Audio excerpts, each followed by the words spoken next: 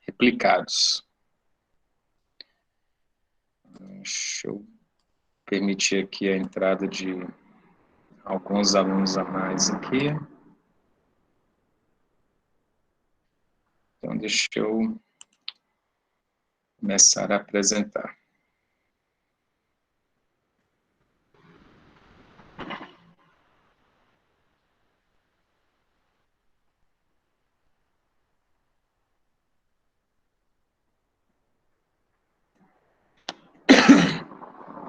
Minhas desculpas.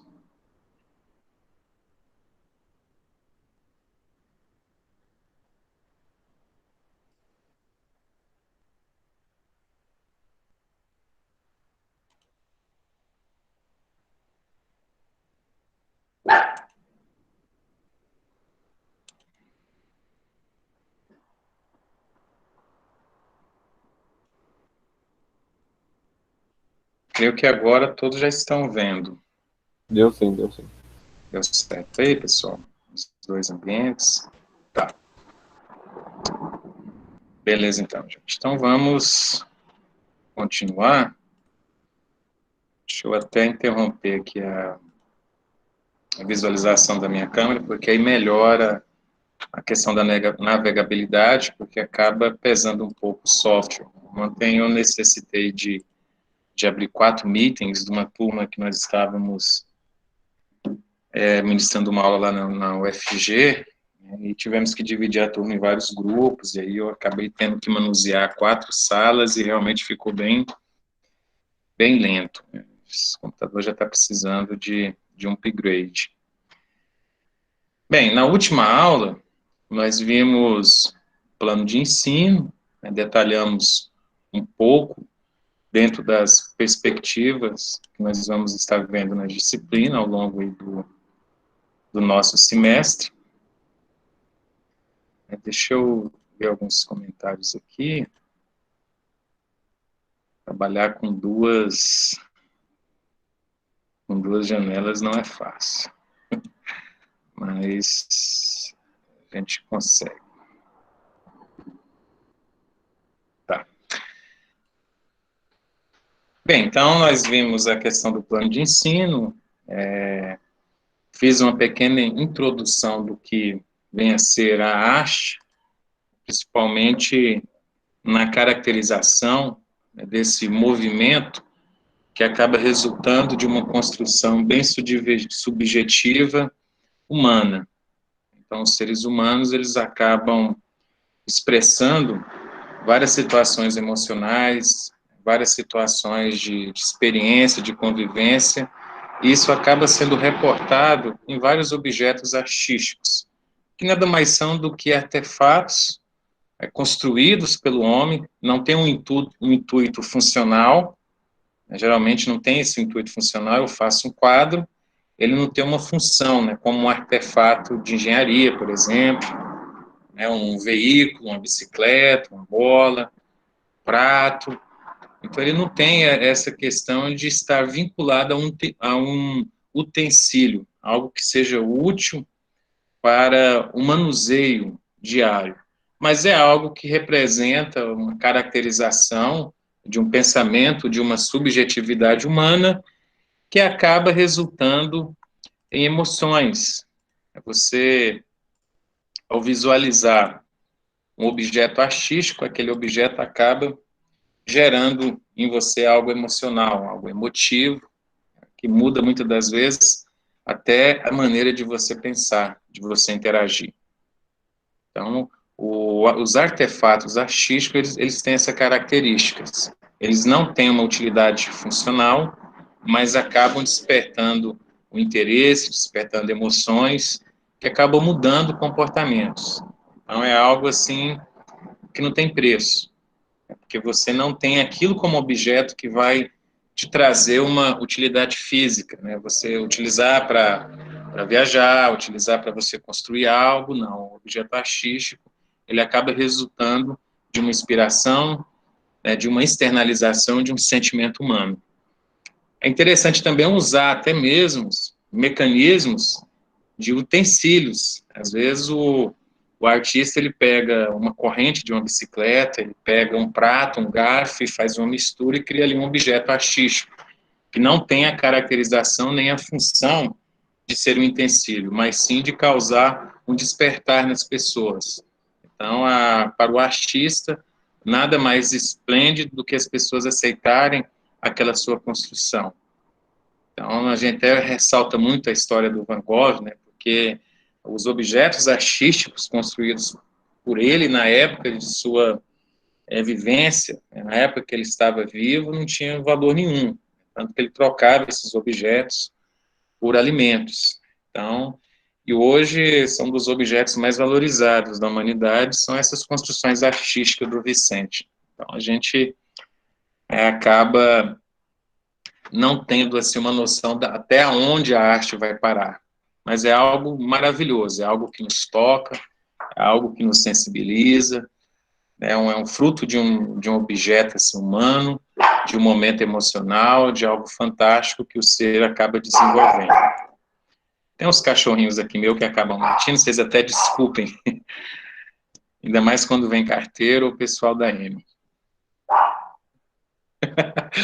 Que bom, ainda bem que vocês são bem interativos, né, e tem um senso de humor bacana, eu gosto disso. A juventude de vocês, ela dá esse despertar. É muito bom estar.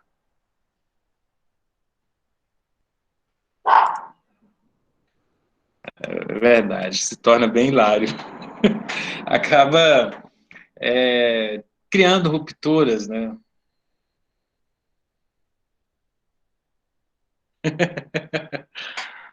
Gente, exatamente isso, pessoal. E uma coisa eu falo para vocês, de coração, vocês estão vivendo a melhor época da vida do ser humano, é essa época aí que vocês estão vivendo. Às vezes você pensa, mas às vezes falta um recurso financeiro, às vezes falta isso e aquilo, mas vocês vão perceber no futuro que foi o melhor momento que vocês tiveram de vida, é esse, da adolescência, das descobertas, pelo menos.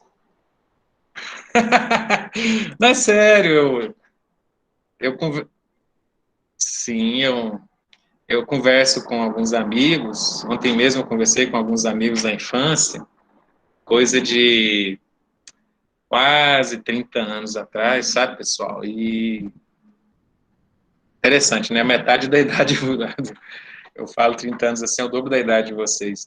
Então, assim, a gente conversando e realmente é muito nostálgico você relembrar certos acontecimentos, e esses acontecimentos acabam fazendo com que nós tenhamos laços. Assim, a gente vem, relembra algumas coisas, sorrimos, aí cada um vai, dispersa para o seu mundo, né? E isso faz parte. Vocês até desculpem, eu vim aqui hoje para a sala e tem esse barulho de veículos ali, mas na próxima aula eu já vou deixar lá no quarto, que aí diminui um pouco esse ruído. Mas Professor, esquenta disso aproveitem. não, professor. Então tá bom, gente, eu agradeço. Mas aproveitem realmente esse momento de vocês, sabe? É um momento único. Essa fase de vocês realmente vai ser a melhor da vida, independente do que aconteça daqui para frente, mas valorizem com responsabilidade, se divirtam, aproveite cada instante, porque a vida, como diz o poeta, é como um cair de uma folha, ela passa muito rápido, quando você menos espera, já passou, então aproveitem realmente, sabe, é algo que eu deixo de recomendação para vocês, aproveitem mesmo, saiam, lógico, nesse momento pandêmico não, né, mas assim que passar essa pandemia, saiam, se divirtam, se socializem, e estudem também, né, tentem reunir o útil ao agradável, mas se divirtam bastante, porque é algo nostálgico e vocês nunca vão esquecer dessa fase. Vão lembrar das pessoas, dos alunos, das brincadeiras, da irresponsabilidade, das coisas hiláricas. Então, é fantástico a minha cidade. Todo mundo que eu conheço, que a gente conversa, realmente é a melhor fase da vida. Então, aproveitem, não vivem de sonhos, né, pensando no amanhã, quando eu tiver isso, isso e aquilo, não. Tentem viver realmente agora, se divirtam, aproveitem, porque a vida passa muito rápido. Vocês um dia vão lembrar desse tempo, tá bom? Então, dando continuidade à nossa disciplina, eu mostrei algumas características da arte, Vocês até contribuíram com alguns personagens mencionando, eu achei bem interessante, isso também faz parte essa interatividade, e a qualquer momento que vocês sentirem, vocês podem interromper minha fala, tá bom? Essa interatividade aí, eu até gosto que aconteça. Bem, pegando a ideologia do nosso grande filósofo grego Aristóteles, na qual ele conceituou a arte como uma imitação da realidade.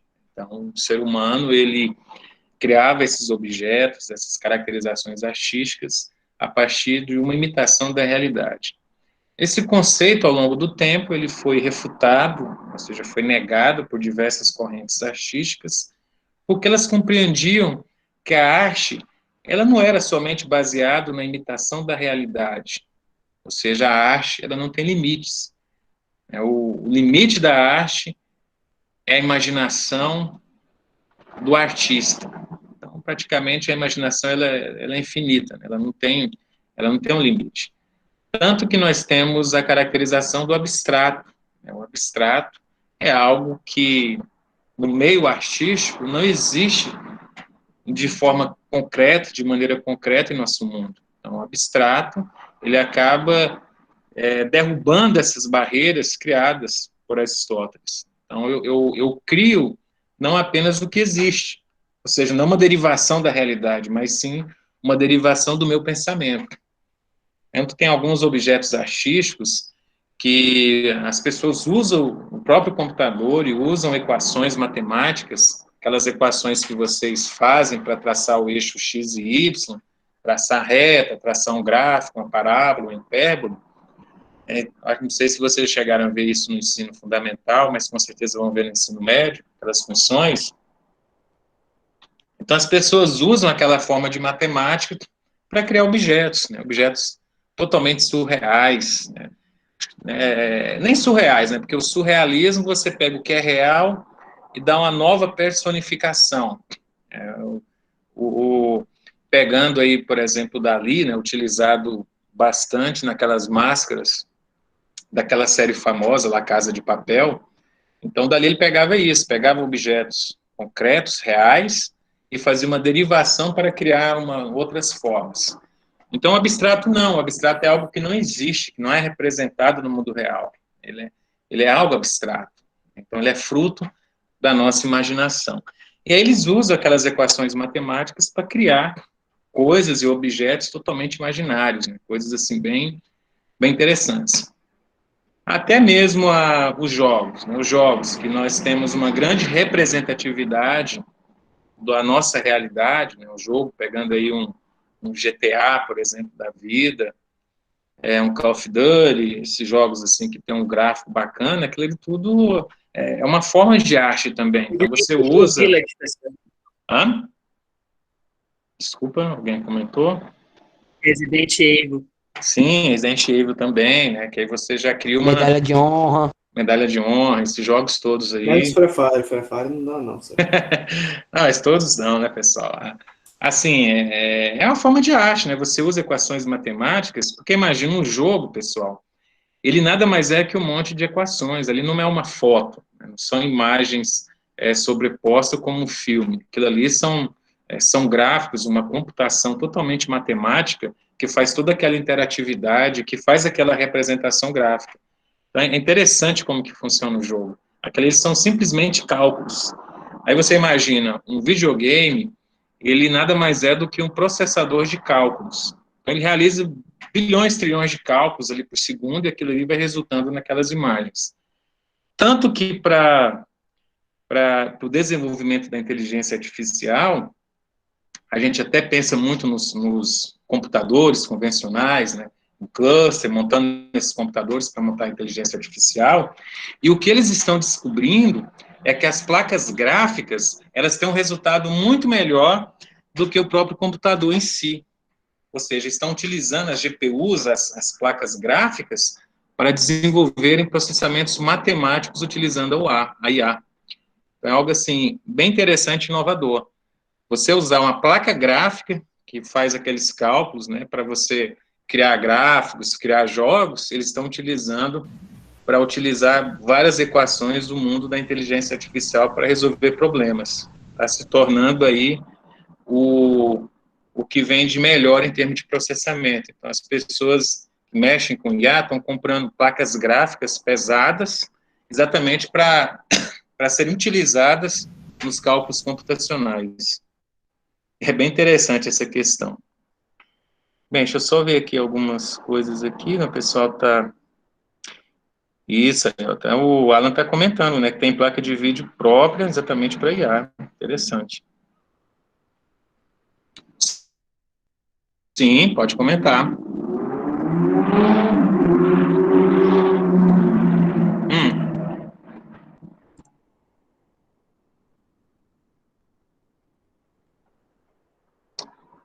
Tá, deixa eu colocar aqui então, peraí.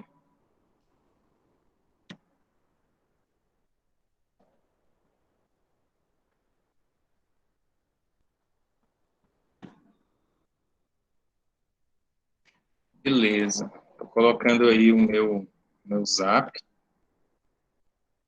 Então, ok, estou colocando meu zap para que vocês possam conversar comigo, né? Tirar alguma dúvida, então eu estou sempre à disposição, tá bom? Então, voltando aqui para a nossa aula, durante a Idade Média havia duas vertentes sobre a arte, nós tínhamos as artes manuais, ou artes mecânicas, e as liberais. Então, as mecânicas é realmente você pegar esses objetos que aqui existem, né, que você consegue, de uma forma tangenciar, pegar, tocar, e as artes liberais também, né, que aí já era o intelecto. Então, até o trabalho intelectual, ele também fazia parte de um meio artístico, ainda mais naquela criação da filosofia, que foi a mãe, a resultante de todos os outros demais processos científicos. Então, na Idade Média, tinha essas duas vertentes. A primeira, a mecânica, ela era considerada inferior à segunda, né, porque a arte ela somente era criada a partir do intelecto. Ou seja, eu preciso de ter um intelecto, preciso de pensar para que eu possa manusear os instrumentos e criar um objeto tangível para que os outros possam admirar ou refutar, né? A arte tem isso, alguns gostam, outros não, então é algo bem subjetivo. Assim como o influenciador digital, né? Não são todos os...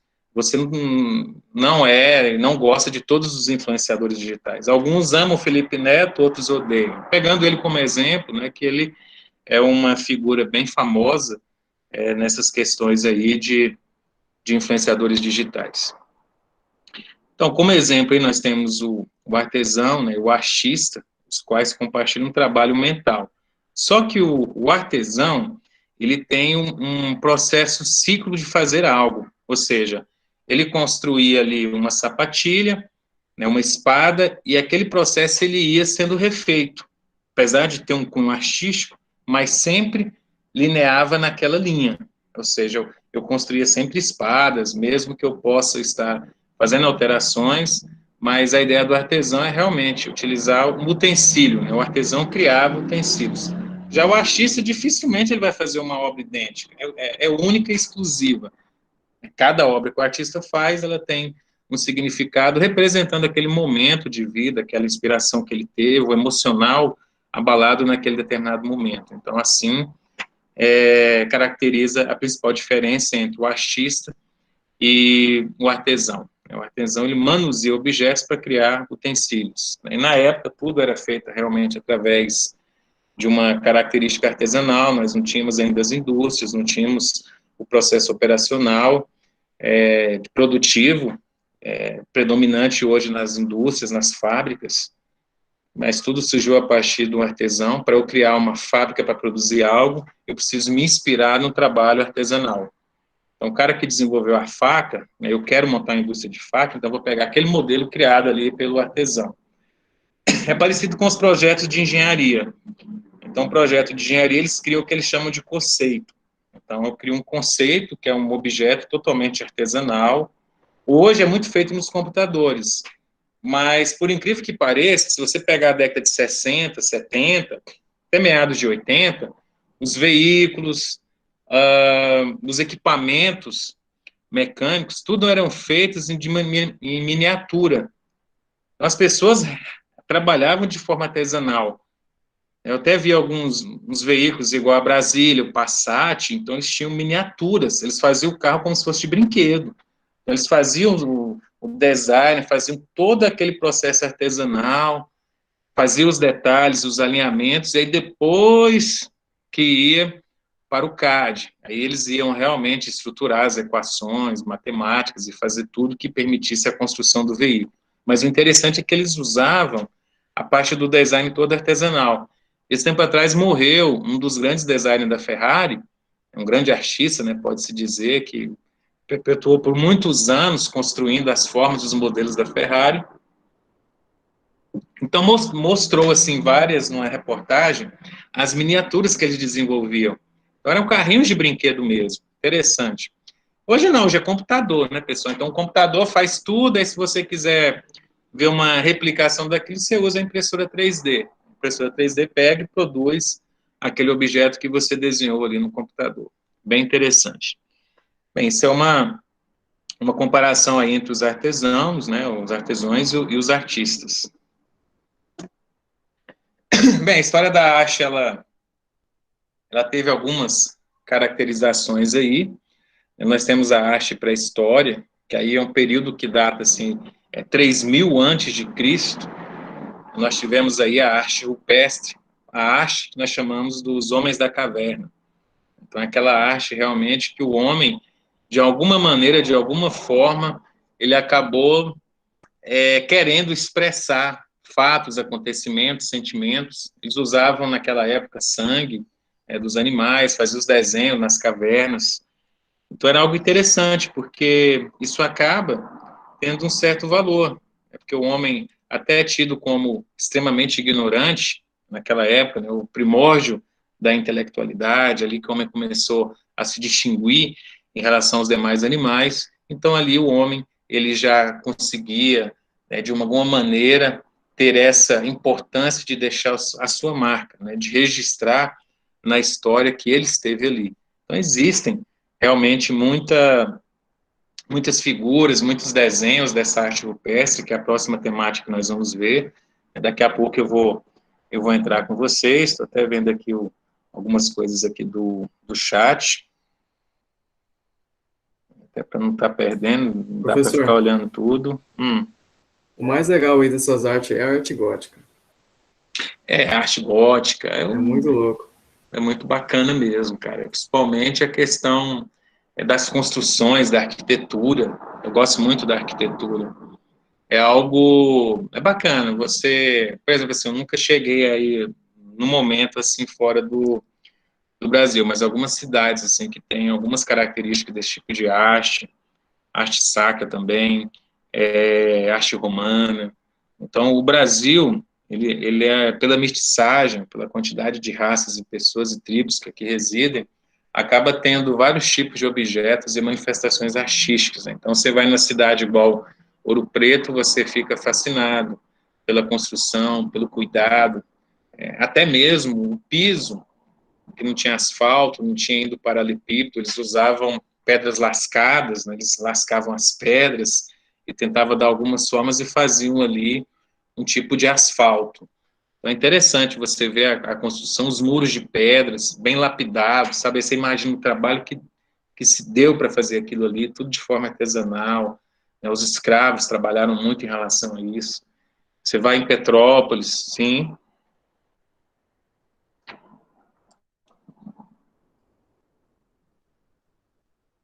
Como é que é? Desculpa.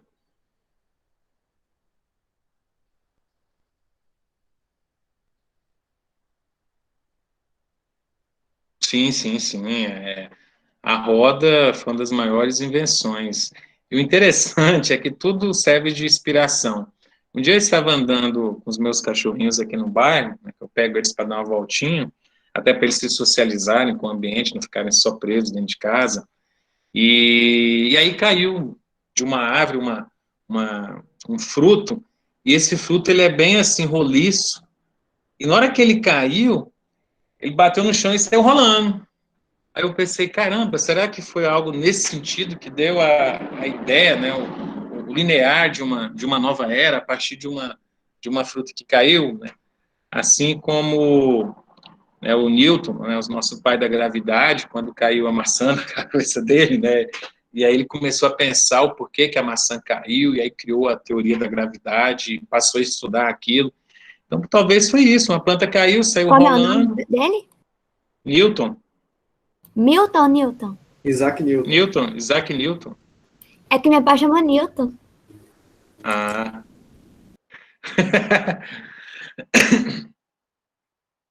Não,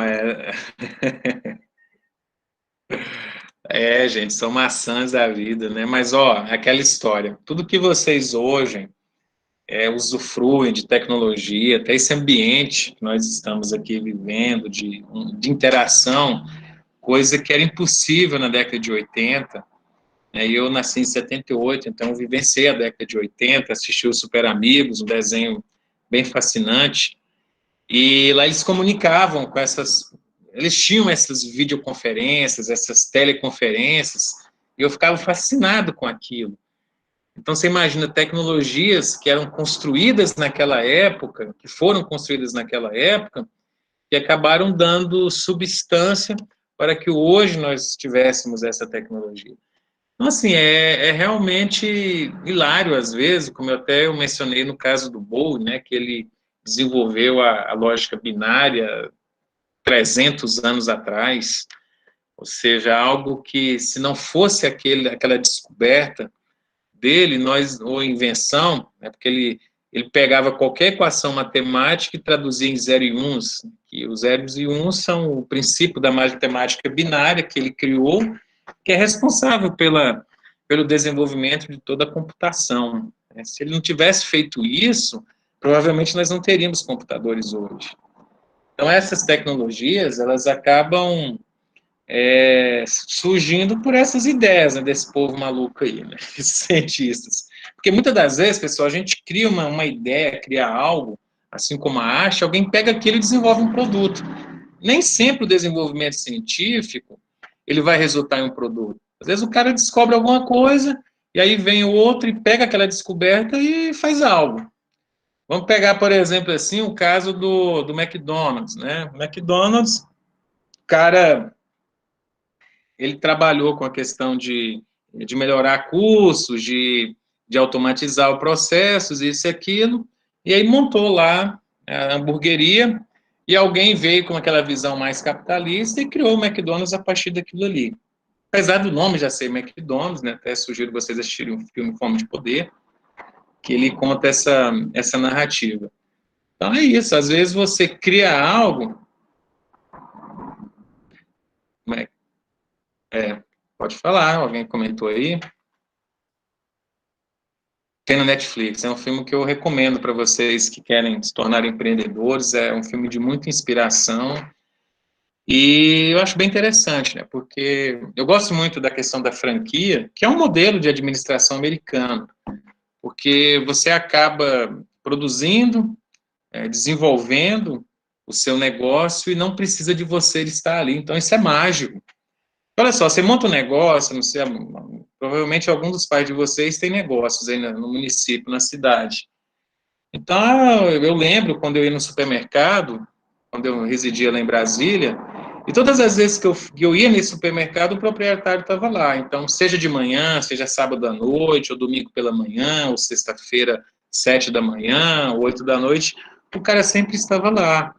Então, isso não é vida. Você está ganhando dinheiro, mas você tem que ficar ali no seu negócio o tempo inteiro. Então, o modelo americanizado, o modelo que surgiu a partir do McDonald's, tudo bem, na hora que vocês assistirem o filme, vocês vão ver que os irmãos McDonald's, né, eles que criaram realmente o negócio e tudo da produção de hambúrguer. Agora, o modelo de expansão, o modelo de você conseguir automatizar tudo e gerenciar de forma remota, não foram eles. Então, e às vezes as pessoas rebatem muito o Kroc, porque ele fez isso, né? Estou até criando um spoiler aqui do filme. Mas ele acaba sendo tido, né, como criador do McDonald's. Na verdade, não foi ele, foram os irmãos McDonald's que criaram o negócio. Só que ele criou o sistema McDonald's, né, um sistema que se espalhou pelo mundo inteiro. Então, se hoje você come um Subway, como o Burger King, o McDonald's em si, uma Pizza Hut, ou seja, esses produtos oriundos de franquia foi graças a esse modelo que eles criaram, né? Ou que o Kroc criou, porque esse modelo permite com que você possa ter várias lojas sem precisar de estar lá. E isso eles já pensavam antes de internet, antes desse mecanismo de câmera, de videoconferência que nós temos hoje. Hoje, então, nem se fala. Hoje você consegue administrar aí 10 lojas de franquia, você monitora tudo, você conversa com as pessoas remotamente. Então, essa ideia realmente é bem bacana. Mas assim, pessoal, às vezes eu saio um pouco, né,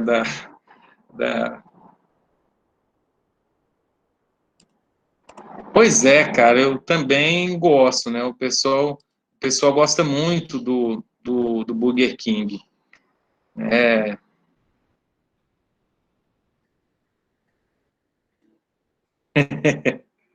você sabe que o Burger King hoje, ele, e o pão é duro, né? Ele pertence a...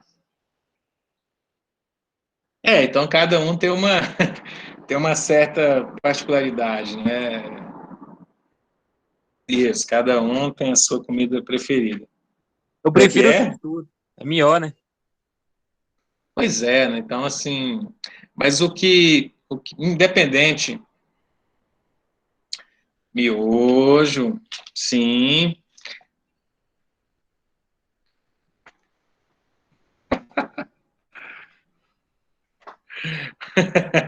Mas é verdade, cada um.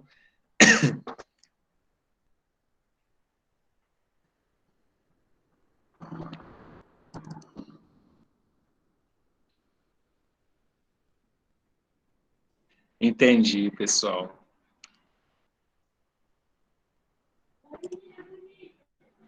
Mas realmente, o preço dos alimentos subiram de forma demasiada, né? Realmente, o que nós tínhamos de grande diferencial, é que vocês já são mais jovens, mas uma coisa que sempre foi barata nesse país é a comida. A comida nunca foi algo assim de extrema preocupação como nós temos hoje, né? Então, os alimentos subiram realmente de forma... Pode falar. Não está fácil, viu, pessoal? A carne, isso tudo subiu, né? Duplicou de preço. Então, realmente, muito complicado. Hoje, no nosso país, vivemos nessas circunstâncias.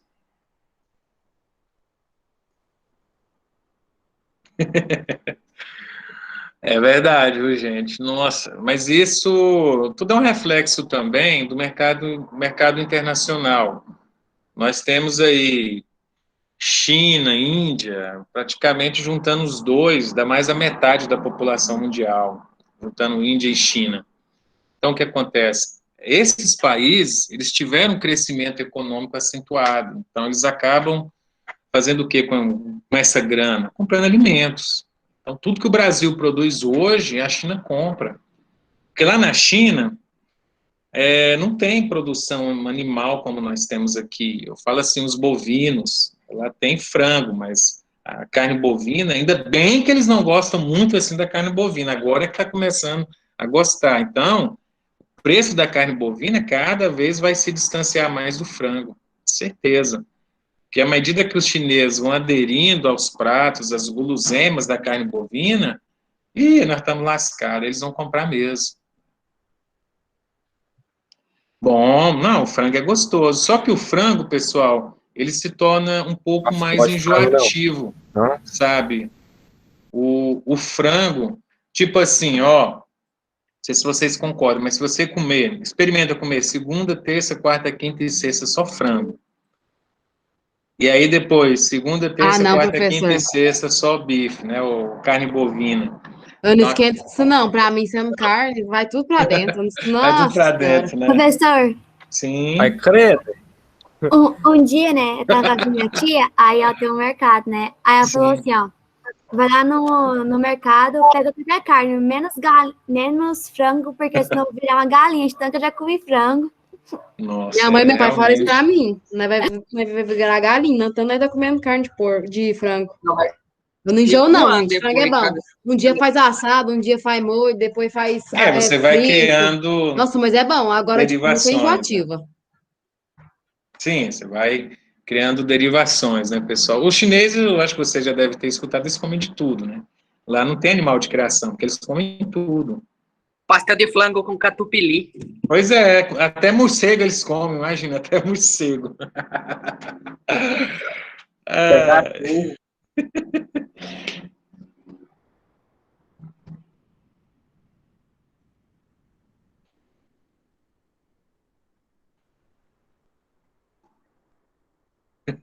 come.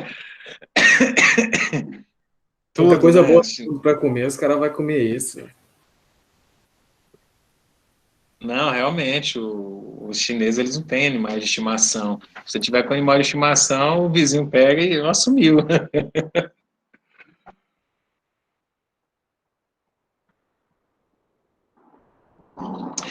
Realmente. Não, eles são terríveis nisso aí. Mas voltando aqui para a nossa disciplina, é bom às vezes ter essas discussões assim, mais alinhadas com.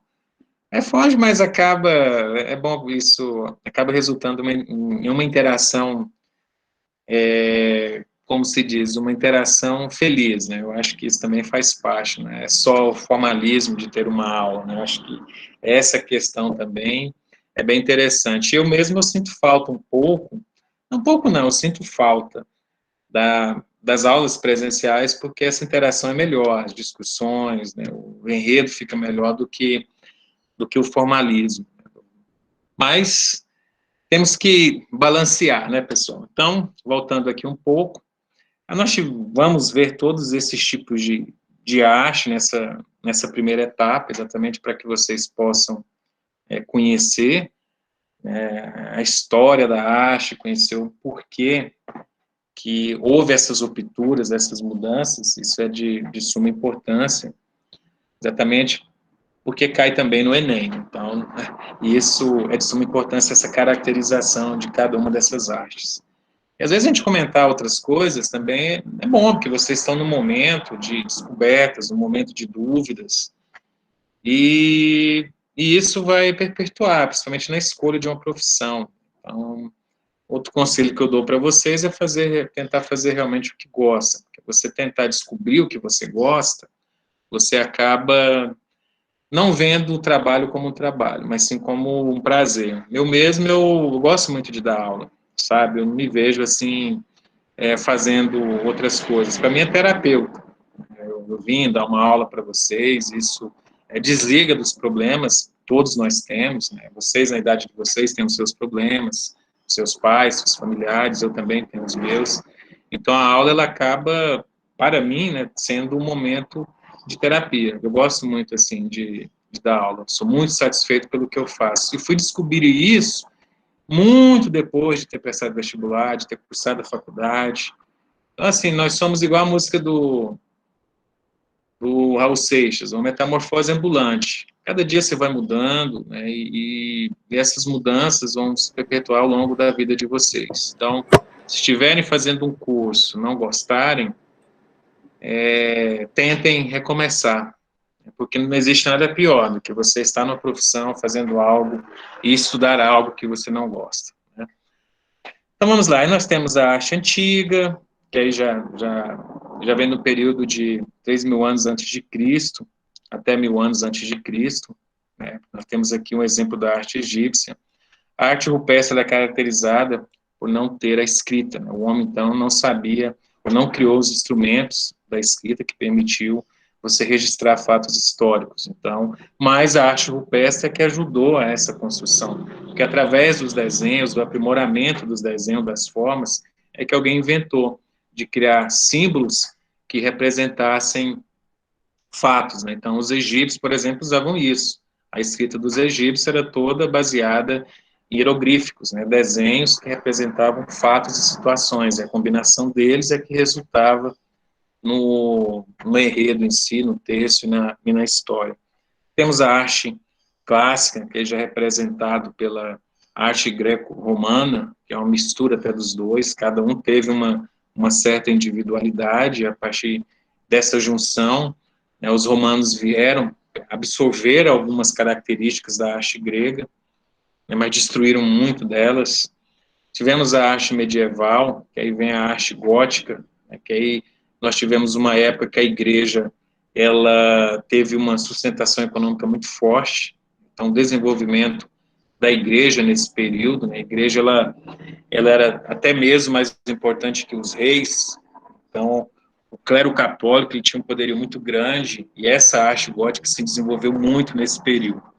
A arte moderna também veio para criar uma outra ruptura, né? Nós tivemos a caracterização, um exemplo é a arte neoclássica. Então, neo significa o ressurgimento de algo que foi abandonado. Então, eu pego aquilo que foi abandonado, eu dou uma nova roupagem, e aí eu chamo de neoclássico, é igual os neonazistas, né? Então, são aqueles indivíduos que aderem à filosofia nazista, então são chamados de neonazistas, pegam algo que foi abandonado no passado e trazem à tona, né? Então, tudo que vocês verem como neo significa o ressurgimento de uma ideia. Neoliberalismo, por exemplo, nós tivemos uma época que o governo ele liberou realmente a situação econômica, que foi o principal causador do crash, né, de 1929, que se realizou com a quebra da Bolsa. Então, naquela época, o governo liberal ele acabava deixando com que os meios de produção fossem livres, né? O governo ele não controlava os meios de produção. E isso acabou resultando em um excesso. Com o excesso, você acaba não tendo consumidores para consumir aquilo tudo, que é uma diferença que nós estamos tendo hoje, né? A China está se desenvolvendo e está consumindo tudo, está comprando tudo no mundo, desde tudo ela vem comprando, petróleo, produtos do agronegócio, então, Tudo que deve subiu comer, tudo, em termos de consumo.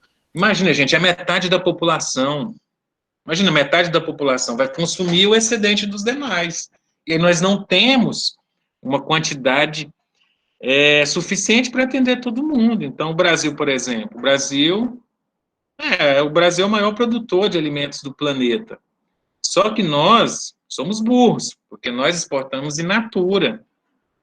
Eu produzo feijão e exporto feijão, eu não derivo, eu não crio indústria para processar. E o Brasil, ele tem condições disso, porque o mundo depende do Brasil nesse sentido. Se o Brasil bater o pé e falar, olha, eu não vendo mais a soja, eu vendo óleo, eu vendo a carne de soja, eu vendo leite de soja, eu vendo, ou seja, produtos com valor agregado, o mundo tem que comprar, cara, não tem jeito, o mundo tem que comprar, porque não vai achar em outro lugar. Aí o Brasil vende um produto, quem ganha é só o produtor rural, o atravessador e o país com a taxação de impostos. Agora, a indústria em si, sim, então a indústria agrária, ela tinha que estar presente ali. Porque, olha só, eu exportando o óleo, imagina a cadeia produtiva do óleo. Então, vem ali a soja, aí eu vendo para a indústria que vai fazer a transformação, né, o trituramento para gerar o óleo, aí eu tenho pessoas que trabalham naquele processo, aí já tem empresa de embalagem que vai criar o vasilhame, aí já tem todo esse processo, esse ciclo, acaba incluindo pessoas, aí com isso eu desenvolvo o trabalho. O Trump foi muito doido, né, foi um governo muito maluco, mas uma coisa que ele fez, que realmente os americanos têm que tirar o chapéu, foi reerguer a indústria americana. Porque o americano, o que ele fazia? Ele não estava produzindo muita coisa mais, tudo vinha da China. E aí o que o governo Trump fez? Criou tributação. Então, com essa tributação, as indústrias, as empresas chinesas tiveram que se reestabelecer nos Estados Unidos. Então, por exemplo, vamos pegar o caso do Xbox. O Xbox era produzido na China e importado para os Estados Unidos. Ou seja, toda a mão de obra era empregada na China, os americanos não. O Trump criou barreiras de importação, aí a indústria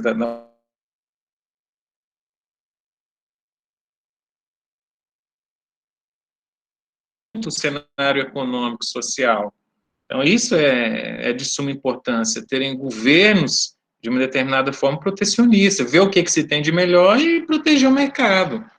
É igual o Chile, por exemplo, no caso do salmão.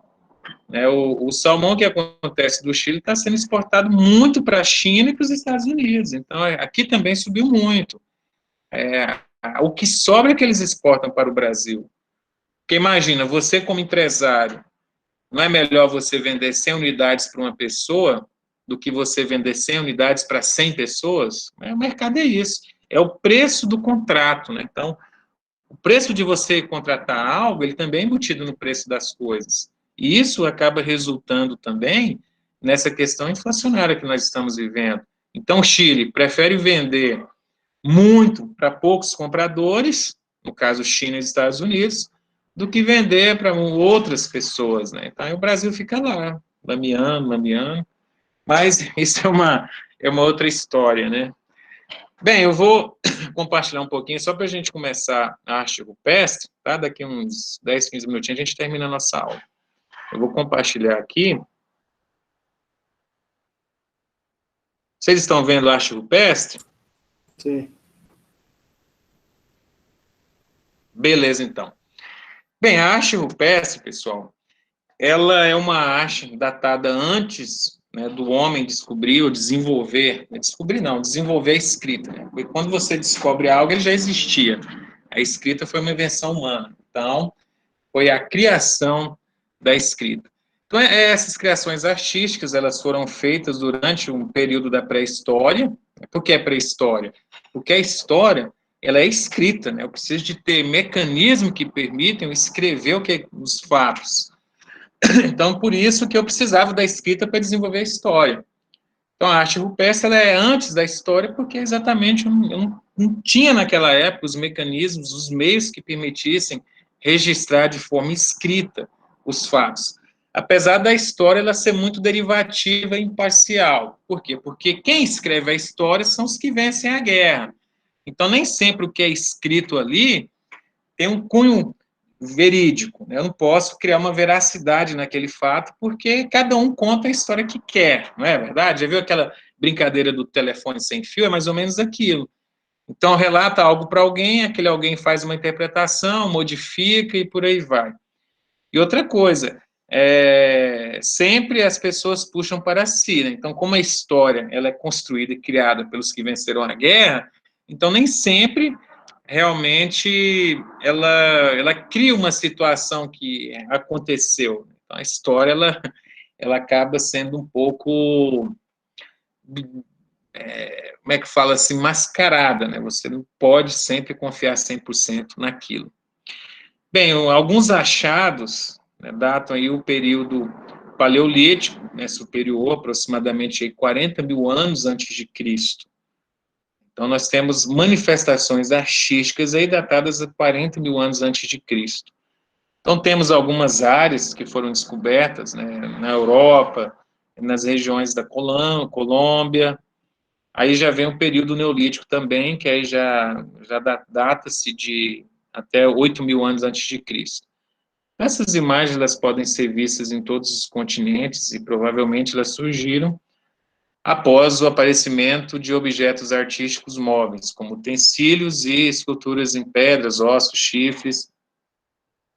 Ou seja, é interessante que o homem, ele desenvolveu de forma artesanal alguns objetos que acabaram resultando em itens, né, que permitiu com que eles criassem aqueles objetos, aquelas manifestações artísticas. Tem um filme bastante interessante, chama 2001, Uma Odisseia no Espaço. É legal porque começa o filme, ele é um filme assim, eu não sei se na idade de vocês eu gostaria daquele tipo de filme. Até os nossos gostos vão mudando. Mas hoje é um filme que eu gosto pra caramba, e ele é um filme que retrata isso, né? O homem ali, as brigas entre as tribos, e aí, de repente, um macaco, né, um ancestral nosso, que ele já tinha uma caracterização mais humana do que do macaco, ele pega um objeto de osso ali, um pedaço de osso, e ele mata um dos macacos da outra tribo. Então, ali ele criou um ferramental que acabou sendo dominante. O homem passou a usar ferramentas que transformou totalmente a sua forma de agir, ou seja, deixando de ser presa para ser predador.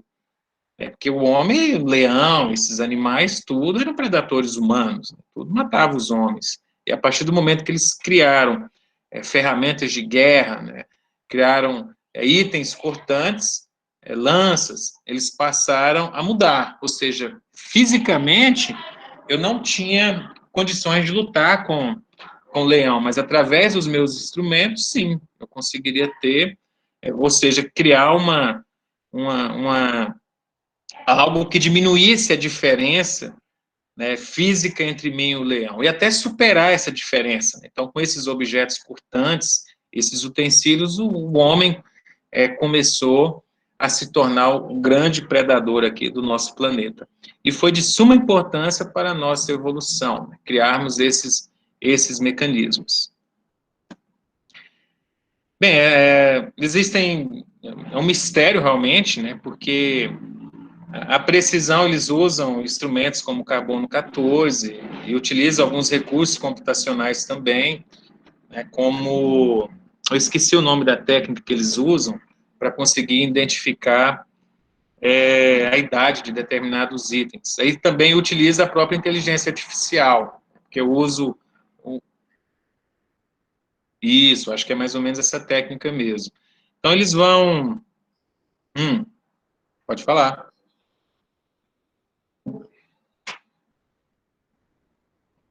Não, acho que eu não vi esse documentário.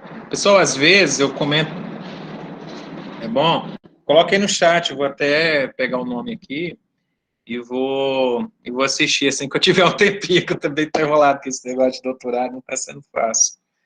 Mas é bom, é bacana estudar. Um dia vocês pegam um gosto por isso, se Deus quiser.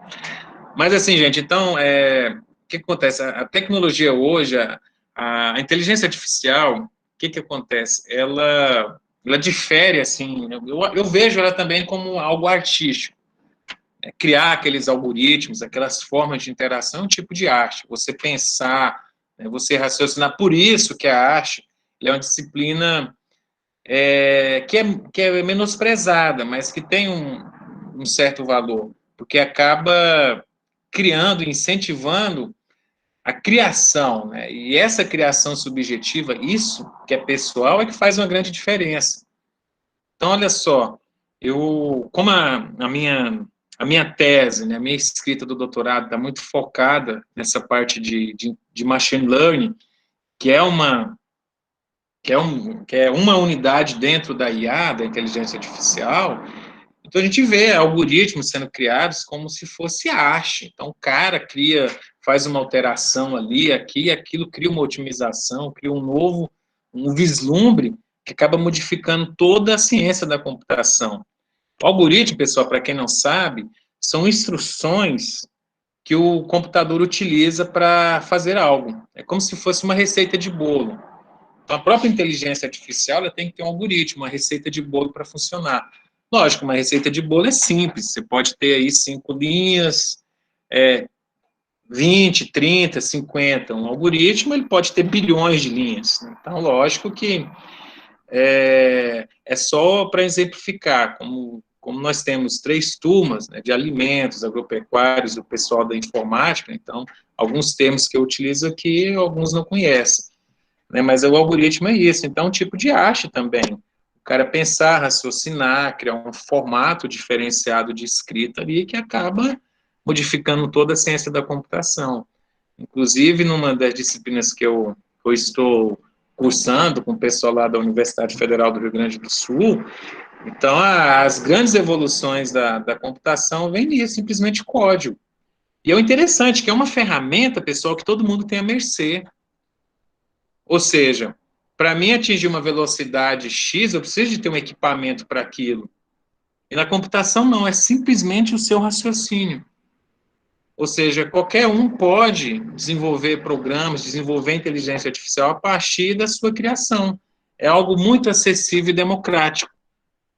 Ah, mas o meu computador é ruim. Beleza, mas tem o Google Colab, que permite você executar todos os seus scripts de programação lá. Ou seja, o processamento do seu código não vai ser no seu computador, vai ser lá na nuvem. O que é a nuvem? É um outro computador que você executa as coisas. Então, funciona mais ou menos nesse intuito. Bem, voltando aqui para a nossa arte, então, essa questão aí de você pegar milhares de anos antes de Cristo, né, o homem já já construiu as suas manifestações, já desenvolveu produtos e artefatos que permitissem com que ele se mantivesse e sobrevivesse. Então, a arte foi de suma importância, porque a arte, pessoal, está muito vinculada à criação. E o que faz uma grande diferença na humanidade é o ser criativo. Hoje, a inteligência artificial, ela não é criativa. Eu falo no intuito de criar soluções sem o supervisionamento humano, sem o homem estar operando. Ela executa, hoje, processos analíticos. Processos analíticos, até alguns anos atrás, eram feitos apenas pelos homens. A inteligência artificial não conseguia desenvolver esses processos analíticos. E hoje a IA faz isso. Então, o analítico é o quê? É a pessoa que pega objetos, analisa e dá resultados. Vamos supor aqui um analista judiciário. Ele vai pegar um processo onde tem ali vários relatos, vai sintetizar esse processo. O que é sintetizar? Criar resumos. Ele vai criar um resumo e passar para o juiz. Hoje a IA já faz isso. A inteligência artificial ela consegue pegar textos e criar resumos. E aí esses resumos, eles não precisam de um ser humano ali. Então essa pessoa já vai o quê? Ficando obsoleta. Então o processo criativo, ele cada vez vai ser mais importante, porque esses vão ter uma certa empregabilidade.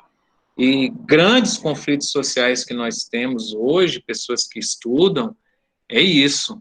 Que será das pessoas não criativas em um mundo todo automatizado e sistematizado pela computação? Porque a computação hoje, ela ainda permanece na forma de automação. O que é automação? Automação é que permite o CIO, o presidente da Coca-Cola lá dos Estados Unidos, pegar e saber quanto que ele está lucrando na unidade de Goiás, por exemplo. Saber quanto que está sendo gasto com funcionários, com isso, com aquilo. Então, assim, isso é graças à computação e graças à automatização.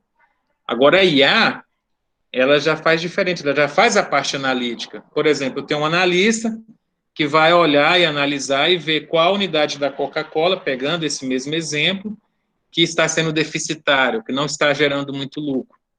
Então, precisa do cara para fazer essa análise. Hoje, a inteligência artificial já faz isso. Ela já pega e já te mostra, ó, determinada loja não está vendendo bem por causa disso, isso e aquilo. Então, a parte analítica, a inteligência artificial, ela já faz. Então, assim, o mundo, é um novo desenhar que gera preocupações, né? Então, tem vários estudos aí sendo feitos de como que vai ser, como que vamos sobreviver, ou como que a própria sociedade e o governo vai gerenciar isso, né? O futuro do desemprego, o futuro disso e aquilo.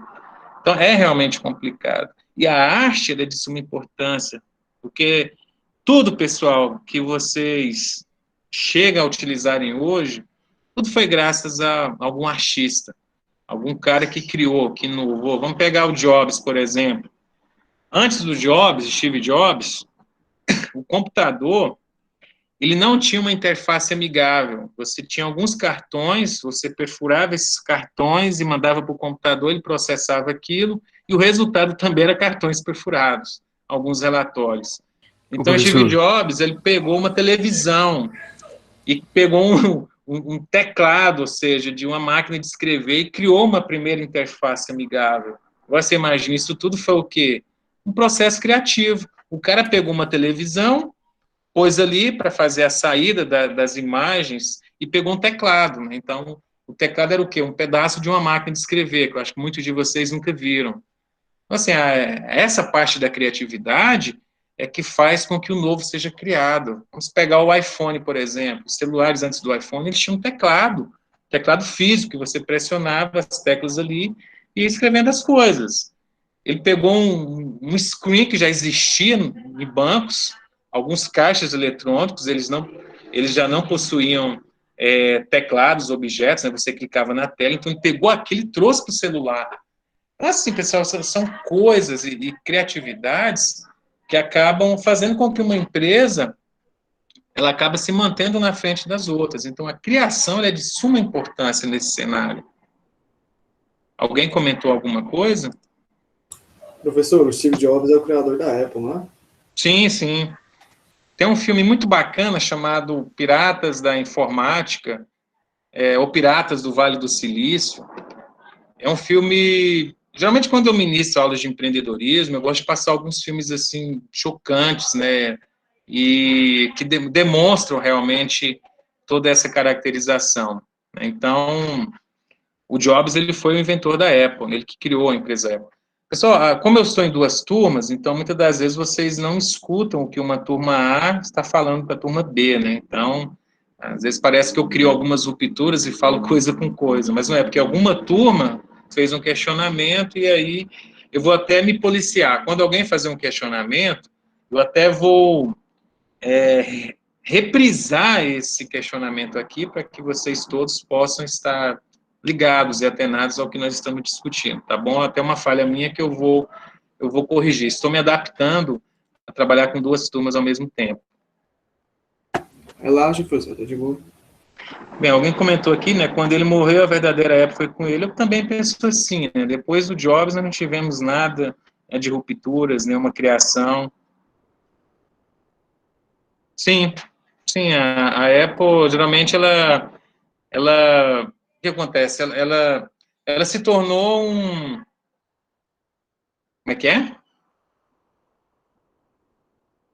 Bem, alguém comentou que o preço da Apple é muito abusivo. Eu também penso, a Apple já me chamou muita atenção.